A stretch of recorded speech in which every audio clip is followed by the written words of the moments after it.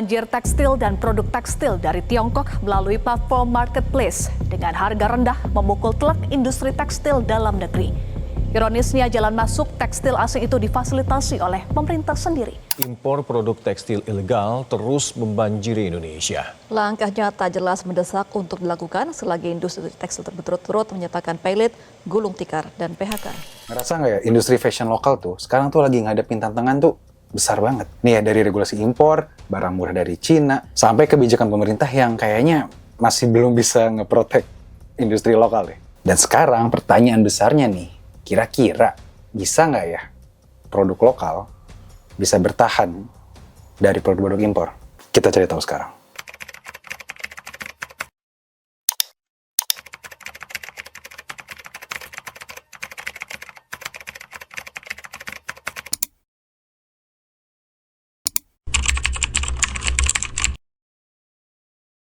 Dari banyak masalah nih guys ya, salah satu masalah paling gede industri lokal kita itu adalah barang murah dari China.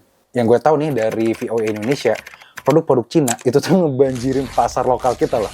Parahnya harganya jauh lebih murah pula daripada harga lokal. Di beberapa media bahkan nyebutin loh, kalau pabrik-pabrik itu ngurangin produksi mereka. Bahkan nih ya, sampai ada yang gulung tikar. Tuh miris sih. Pemirsa, tahun ini industri tekstil Indonesia terpuruk. Sejak awal tahun 2024, 6 pabrik tekstil di tanah air telah gulung tikar. Pemirsa, puluhan pabrik tekstil di tanah air tumbang dan terpaksa melakukan PHK massal. Ribuan buruh kini kehilangan pekerjaan dan belum ada kejelasan nasib mereka. Darurat kondisi industri tekstil Indonesia membuat puluhan pabrik tekstil gulung tikar dan ribuan pekerja dipecat. Pemerintah diminta mengambil langkah cepat untuk menyelamatkan industri tekstil dalam negeri. Ya alasannya apa ya? Simple, karena kalah bersaing sama produk impor. Lu bayangin ya, ada produk impor masuk ke Indonesia, harganya lebih murah pula dari harga kita. Ya kalah lah jelas. Ya apalagi sekarang kan era perdagangan bebas nih ya. Ya jadinya barang-barang impor tuh gampang banget buat masuk ke Indonesia. Apalagi kita tuh kurang proteksi juga buat industri lokal kita. Pemerintah ngeluarin suatu peraturan, yaitu Permendak nomor 8 tahun 2024. Permendak baru nomor 8 tahun 2024 dengan pokok-pokok kebijakan sebagai berikut.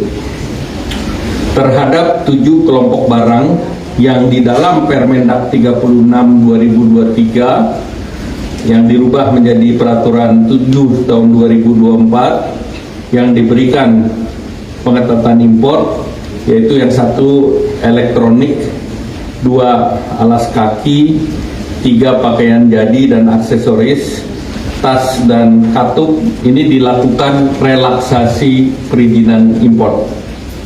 Tapi pertanyaannya, peraturan ini benar-benar bisa ngelindungin industri lokal apa enggak? Beberapa orang masih nganggap ya peraturan ini tuh masih belum cukup kuat buat ngelindungin kita dari barang-barang impor dari China. Ini bahkan ya ada artikel di media yang bilang kalau Permendak ini itu sebenarnya masih ngasih celah nih ya buat importir gede buat dominasi pasar. Ya sementara produsen-produsen lokal tuh masih sulit juga buat dapat dukungan. Ya walaupun ada masalah gede kayak gini ya, sebenarnya masih ada peluang sih ya buat brand lokal atau produk-produk lokal kita tuh buat bertahan. Dan bahkan masih bisa berkembang juga kok. Uniknya di website Unair yang gue lihat di sana bilang kalau brand-brand lokal atau produk-produk lokal itu masih bisa berkembang dan masih bisa compete sama produk-produk impor. Kuncinya satu, kreativitas. Caranya gimana ya? Ya kita bisa bersaing dari kreativitas. Sehingga nggak semua barang impor tuh bisa replicate apa yang kita bikin. Ya selain dari basis produk juga sebenarnya kita bisa kuatin tuh dari segi branding juga ya. Ya selain manfaatin teknologi kayak digital marketing, sama juga jangan lupa storytelling. Sebenarnya storytelling itu penting banget loh. Banyak banget kita saingannya di market ini dan kita harus punya keunikan sendiri. Salah satunya adalah storytelling. Ya dengan gitu sih harapannya masih bisa relevan sama pasar. Dan kabar baiknya sih kita masih bisa ngelihat desainer-desainer kita itu masih bisa go internasional. Mereka masih bisa compete sama desainer-desainer luar. Dan kalau udah go internasional sih mereka biasanya nunjukin kearifan lokal kita ya. Sehingga orang-orang luar bisa aware juga sama negara kita. Dan itu bisa jadi strategi yang nggak cuma bisa bikin bertahan, tapi juga bisa bikin kita berkembang. Ya dengan kondisi kayak gini kira-kira apa sih yang bisa kita lakuin supaya produk-produk lokal nih ya yang bisa compete dengan produk-produk impor? Yang pertama, dorong kebijakan yang pro industri lokal. Jadi pemerintah tuh harus lebih aware ya masalah impor ini. Jadi mereka at least harus lebih ketat lagi produk-produk impor ini, sehingga itu bisa ngasih pelindungan buat produk-produk lokal kita. Ya karena salah satu harapannya adalah dengan pemerintah ini. Kita harus berharap kepada mereka supaya bisa menciptakan regulasi yang mendukung kita. Kemudian impor pakaian jadi itu kan juga diaturnya melalui Perjanjian Daglu nomor 7 tahun 2004 ya. Kemudian untuk DPT itu kan juga dikenakan biaya masuk pengamanan perdagangan per meter sekian ribu ya. Yang kedua, pakaian jadi itu juga dikenakan biaya masuk pengamanan perdagangan. Dan yang kedua, kita tuh mesti naikin daya saing kita dengan inovasi.